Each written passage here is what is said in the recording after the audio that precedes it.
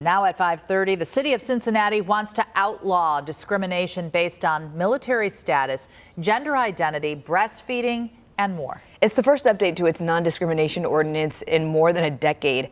Evan Millward is live outside City Hall now with what changes.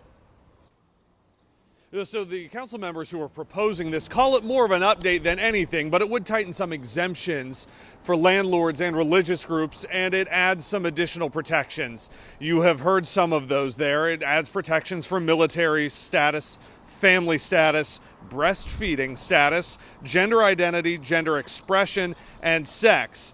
Part of the reason some council members say they want to update all of this is to get protections in line with what some other cities have done the past couple of years, like Columbus, Upper Arlington, Worthington. And one council member says he wants to get ahead of state laws regarding transgender kids and adults.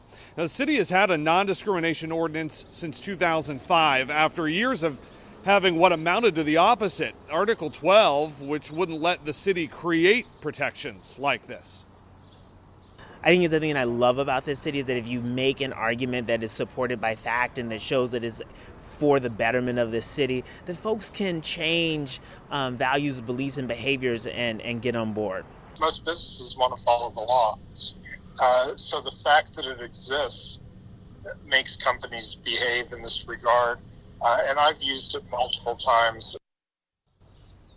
Scott Knox there is a local attorney. He helped fight the repeal of Article 12. He helped fight for the repeal of Article 12. He told me most of those cases he mentioned that he has used this ordinance for don't ever get to the point that there is a charge, because they can usually work it out. He said that's why it's important to have these on the books. There have been legal challenges in some other cities in Ohio that have done similar updates to non-discrimination ordinances.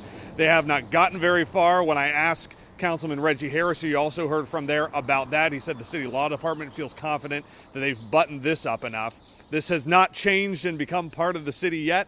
It still has to go through a couple of hearings this week, but Reggie Harris says he's confident that this will pass this week. We'll be watching it for you. Until then, we're live outside Cincinnati City Hall. I'm Evan Millward, WCPO 9 News.